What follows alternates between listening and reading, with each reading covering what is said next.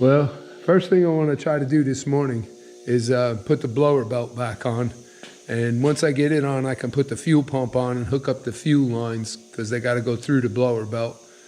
So we'll see if we can get that done first. And then I might try to pull the zoomies off today because I got to change the exhaust gaskets. I think 2 cylinders are leaking on the gasket. Well, as you probably could tell from my voice, I'm still sick. But I want to get this done. I mean, time goes by quick, and I'm hoping to have it up and running for the second week of March. I plan on taking it to the Run to the Sun show at Myrtle Beach, South Carolina. So I want to get it done at least a week or two before the show, so I take it out, test drive it once we, get everything put back together. Well, let me get back to work. Well, without the pump and the fuel lines on, you can see how easy it is to put the belt on.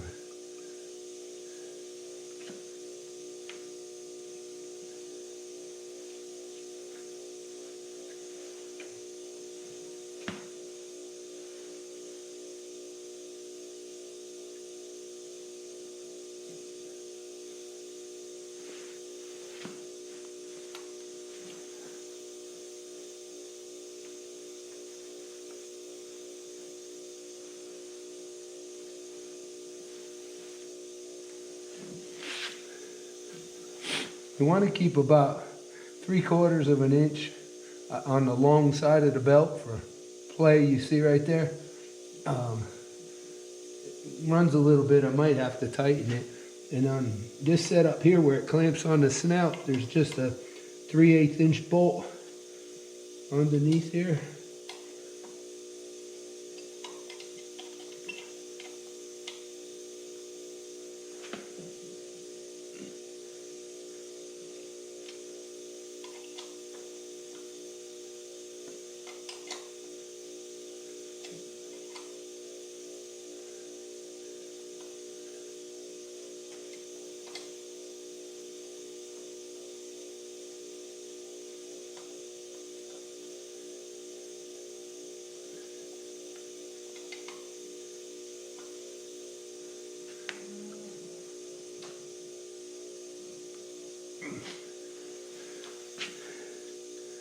That's it.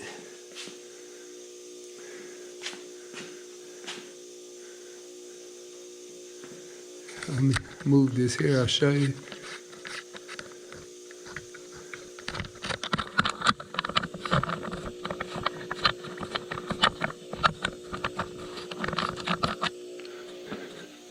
You can see here how much space. You can actually, it's hard to see with the belt on now, but you can actually see where the belt's been riding. It's about the center on both pulleys. And that's all there is to putting the belt on.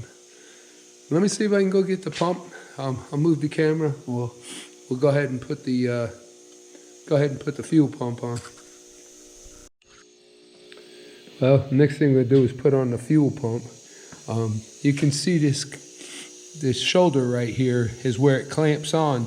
There's a collar on the end of the fuel pump drive that just clamps onto here. See if I can show you here while I put it together real quick.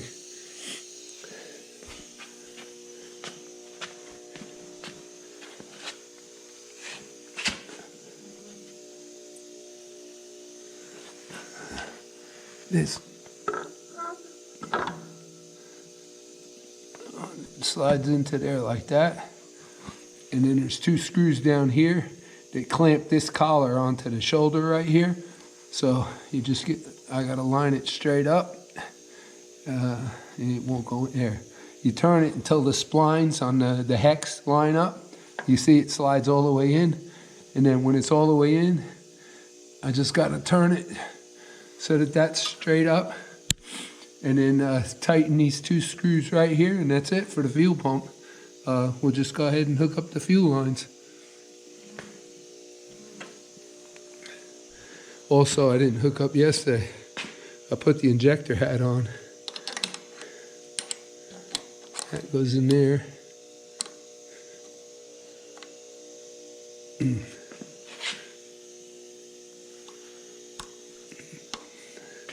That locks on there, and it's got a quick release.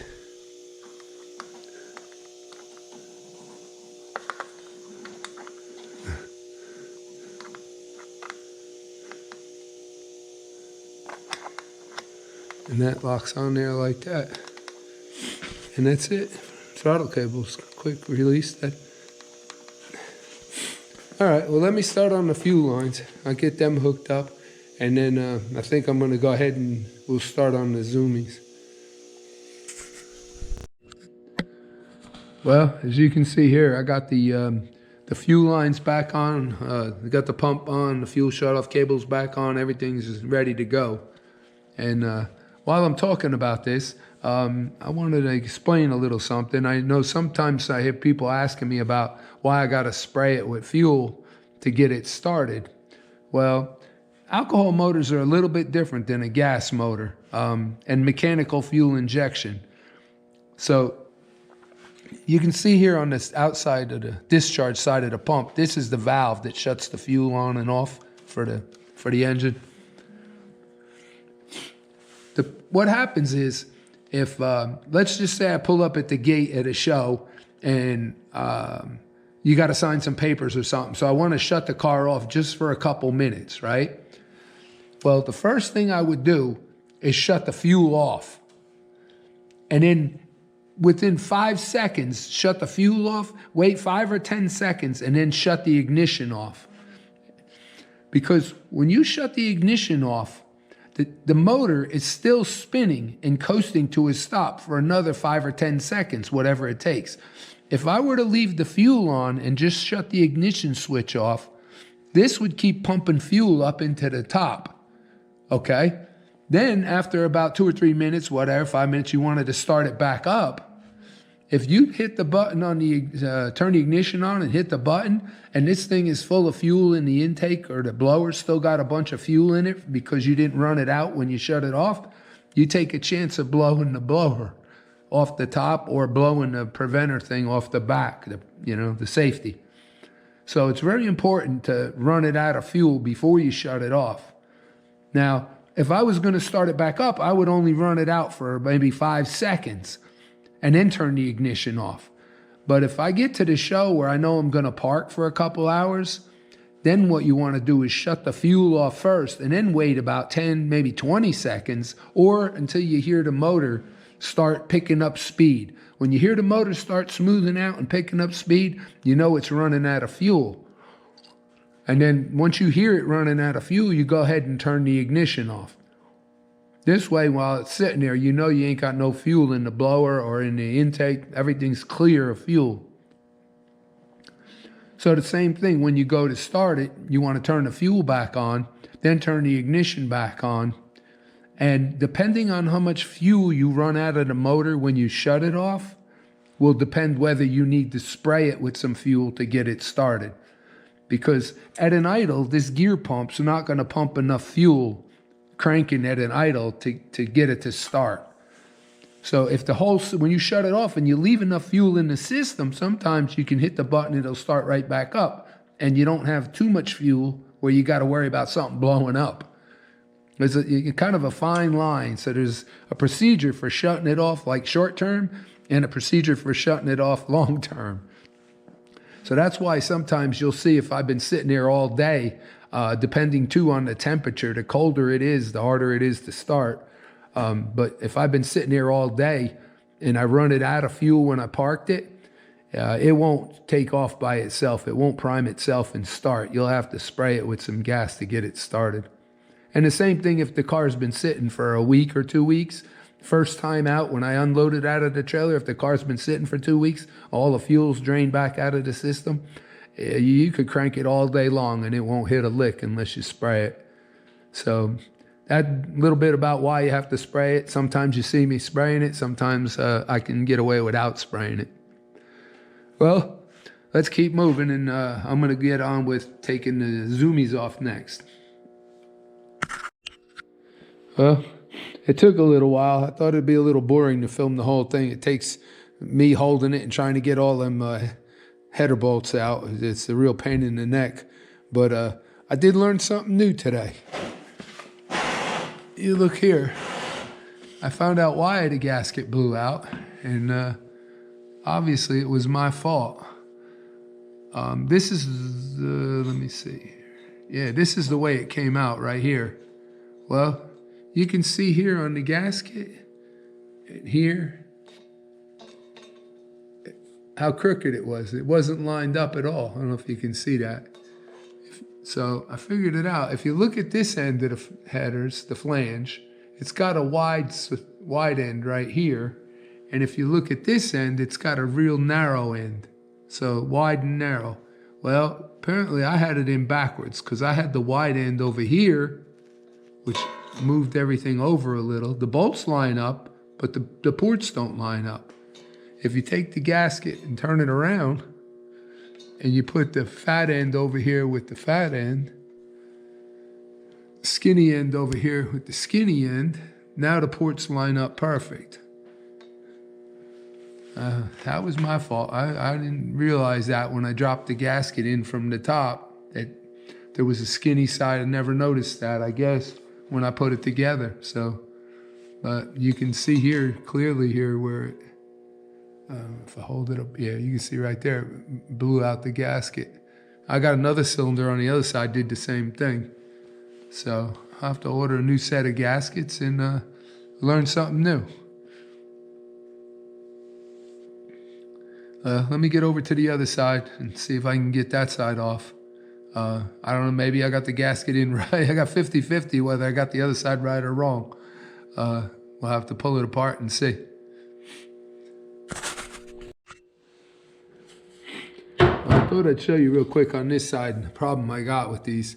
On the left side, I'm able to use a stainless steel Allen bolt, and I have no trouble with that. But on the right side, where it's real close to the pipe right here, if you watch, I can only back them out that far, and then my socket wedges in between the pipe, between the pipe and the socket. I can't get the bolt. You can't get them out any further.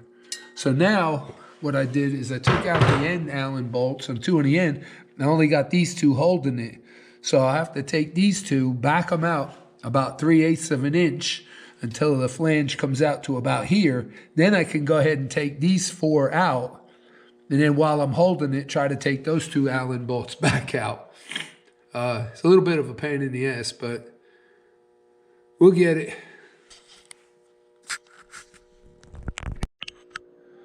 Well, as you can see here, I got the other side of zoomies off, and unfortunately, I was 2 for 2. I had the gasket backwards on that side too. You can see here the gasket, and you can see here how much it was off. So anyway, I got the new gasket set in. I think what I'm going to do is wait until I get the starter and the oil pan pulled off and all put back together first, because it's a lot easier working around the car without the zoomies on it. A little bit about the zoomies. If you go to my channel back about, I don't know, maybe a year now, I made a whole video about fabricating everything about them and about fabricating them. But for the people that didn't see them or might be interested, I got the stainless steel 304 3/8 thick flanges from Stainless Steel Headers, and I also got these stub outs. You can see right here from this weld to here, they transition from oval to round. And I bought them already welded into the flanges. I welded them on both sides, inside and out. So all we had to do was take the pipes, match it up to this here, and tack it, and then weld it all back together. Now, I got the pipes from Wolf Aircraft Products out in Michigan. They do a lot of aircraft stuff, and they're a big tubing bending company, and they fabricate some headers too.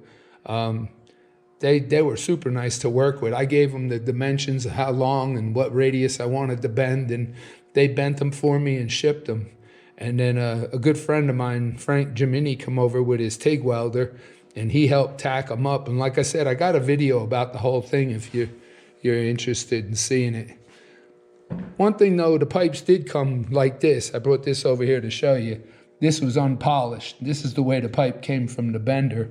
And I got a buffing set up here on the edge of my table. I spaced it out to get away from the table. But I polished the pipes individually before we welded it all together, tacked it and welded it. And then I went back and then hand buffed out around the welds. It was a lot easier to buff the pipes that way.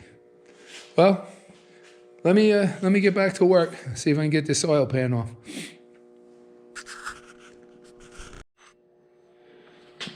Well, as you can see, I got the starter out and got the oil pan off. I got the starter up here. It's a CVR, the name of it. It's Pro Torque Maximum.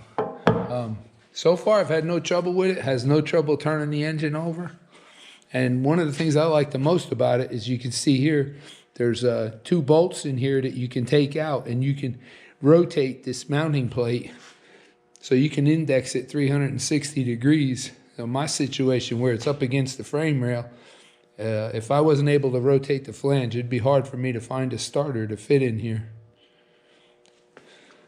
Another thing I wanted to show you, over here you can see I got the oil pan out. I want to bring it over here and put it on the table and show you something. One of the main reasons why I wanted to pull the oil pan, I should have did this last time I had the oil pan off and I didn't, but I'm going to do it now. Let me get it over here on the table. Here, I wanted to show you the main reason that I wanted to pull the oil pan off, and I probably should have done this last winter when I had the oil pan off, and I didn't do it. And all year I've been wishing I did. This, first of all, let me back up. This oil pan from Canton is made, or they advertise it, for a 460 motor in an AC Cobra. In other words, that's what it was, made to fit.